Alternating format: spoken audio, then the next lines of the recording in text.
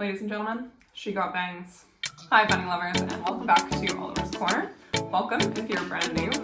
On this channel I like to talk about all things rabbit care, and in this week's episode I thought that I would talk about what I have in Oliver's first aid kit.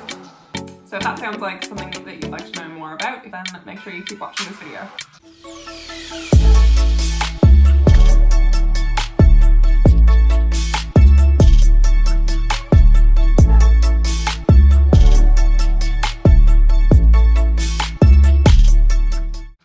So this week on Oliver's Corner, I thought I would talk about something that's super important. Now, this is a combination of sort of emergency stuff as well as sort of more regular maintenance things that are part of a more monthly or weekly or even daily routine.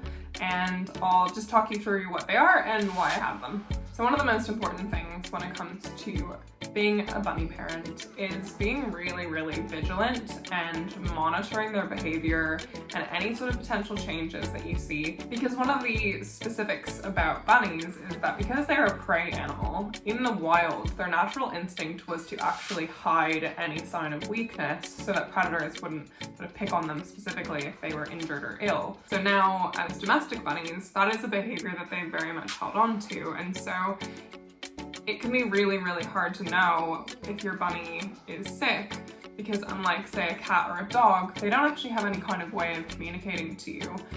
They don't bark, they don't meow, they don't cry, they don't make any sort of noise to let you know when they're uncomfortable. So it's really down to monitoring their body language and being aware of what their habits are and what their routine is like so that you can notice as soon as possible if there's any change that might be worth having a look at. So one of the easier things to notice in terms of changes in your rabbit's behavior is eating. So if your bunnies are anything like mine, then they are very excited about their food, whether you are just refilling their hay or whether you're actually giving them one of their meals in the day. Oliver will run around my legs trying to trip me over so that he can get his food faster. So I have seen him go off his food, and for me that was an instant red flag. Call up the vet immediately to see if I could get him in.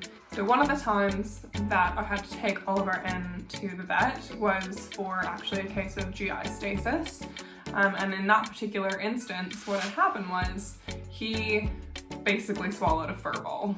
And this was during a period where he was heavily molting, and it was kind of my first experience of having a bunny go through molting. And so I thought I was doing a good job of, brushing him out and trying to help out with the molting, but it turns out I was not doing anywhere near as much brushing as I should have been doing. So you really want to make sure that when your bunny is molting, which to be honest is a lot of the time, that you are brushing them thoroughly.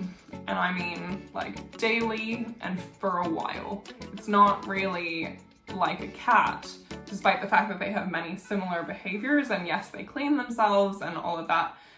Rabbits actually don't have the ability to throw up, so they can't throw up fur balls the way that cats can, and as a result of that, if they get a blockage of fur in their belly, they end up with GI stasis, and it's something that can kill them if they don't get medical attention. So there's a lot of things that can go wrong really quickly with bunnies, unfortunately, and so it is so important that we monitor them and make sure that everything is normal, that their appetite is normal, and their behaviors as well.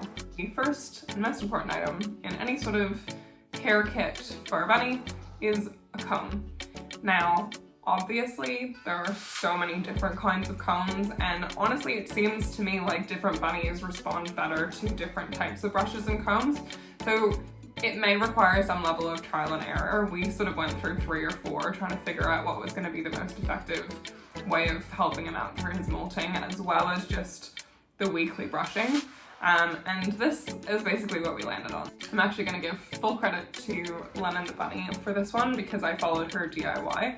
But essentially I just went to Kmart and got a $3, I believe, flea comb, but you can get flea combs from anywhere. And I basically just took an elastic band, weaved it through the teeth, and the elastic sort of clings to the fur and allows you to really just get that fur out properly. So this does a great job, and it seems to be the one that Oliver tolerates the most, so it's a bit of a win-win for all involved. But by all means, I'll link below a few options of some brushes that you can get. And there's some really expensive ones and some cheaper options, so just find what suits you best. Next up, nail clippers. So bunnies are like, again, cats and dogs. They don't have any of those pads underneath their paws. So their paws are actually quite sensitive. They basically just have bone and fur and skin, and that's the only thing separating their little paws from the ground. And so it's one of the many reasons that wire cages are really bad for rabbits, because it just friction right on their skin. But also it means that if their nails get too long, they can curl back and they can actually damage their paws if you are cutting their nails frequently enough. So it is very important to clip your bunny's nails regularly.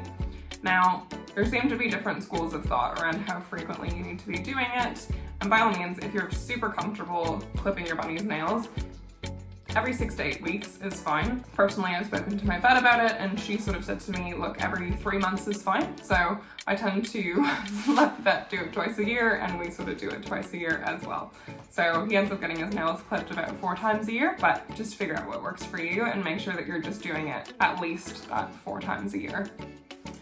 Now this next one might seem like a funny one, but actually a really, really great way of finding out if your bunny is okay and healthy and happy is to treat test them. If you suspect that your bunny is not feeling well, one of the easiest and quickest ways to find out and confirm your fears is to give them a treat and see how they respond.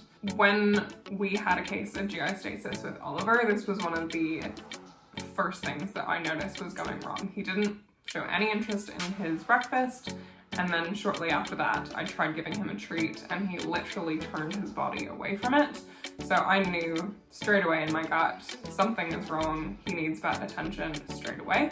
So making sure you've got some treats handy that you know they've had before and that you know that they love is a really great way of just giving you that certainty and making you feel a little bit more confident about calling up that vet and knowing that you are doing the right thing. So now we get more into the, if you will, medicinal part of things. So this is something that you wouldn't just give without veterinary approval, but it is a good thing to have on hand in case you can't get your bunny in straight away to see a vet. So the last time I took Oliver into the vet, we actually discovered that he has something of a sensitive stomach. So we adopted him through the RSPCA at 18 months. So he actually did have a previous family that he lived with when he was younger. And unfortunately, he just wasn't fed the best of diets. And as a result of that, he has a really sensitive stomach and just has he gets flare-ups sometimes from various foods and sometimes just out of nowhere. So as a result of that, our vet basically recommended that we get some meloxicam.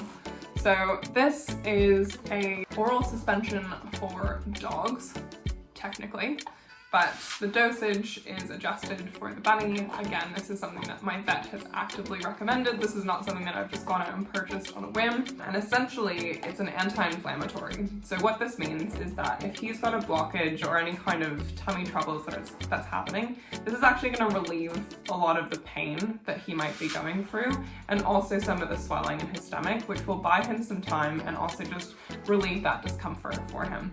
So we've been given this as a first resort if ever we are seeing symptoms of him not eating food straight away. We've been told to give him a dose of this, give it half an hour. If he's still not eating food, then of course we would call up the vet. But this potentially could relieve the problem altogether and save us a very expensive trip to the vet for nothing.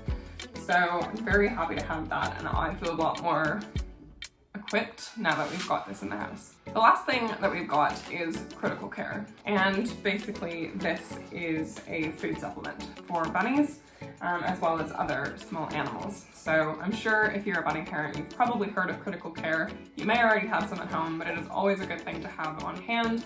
Again, as a first resort, if you're starting to see some changes in their behavior, and you might have a conversation with your vet over the phone rather than actually having to take your bunny in to the vet, and they might recommend that you use that. So it's just good to have on hand and might save you a trip to the vet, or at the very least might just buy you some time and a little bit of peace of mind. By way of accessories for these more medicinal items, these are the things that I've got on hand. So I've got this little specimen container, which my vet has given us, and basically this is just to mix up the critical care. You can just shake it up and it does a great job. This ginormous, ridiculous syringe is also for the critical care, which does a much better job of scooping up that much liquid, or paste really, and just allows you to feed your bunny through a syringe. Critical care actually tastes really nice, and so there's a chance that you don't have to actually syringe feed them.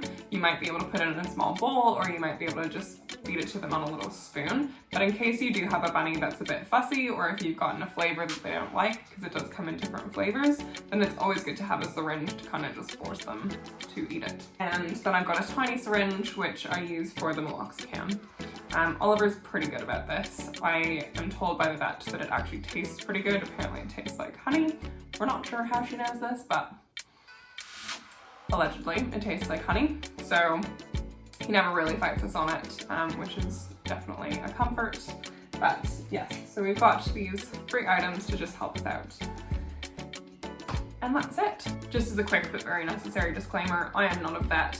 I'm a bunny mum that's just trying her best and trying to share the information that I get from my vet and from other sources with as many people as possible, so that we can all feel a little bit more comfort and know that we've got everything ready to go in case of an emergency. I think it also bears mentioning that if you think that anything is wrong with your bunny, please call your vet. If you have that gut feeling that something is not right, you're probably right. I hope you found this helpful in just seeing what it is that I've got on hand for any crisis that might happen with my little Oliver.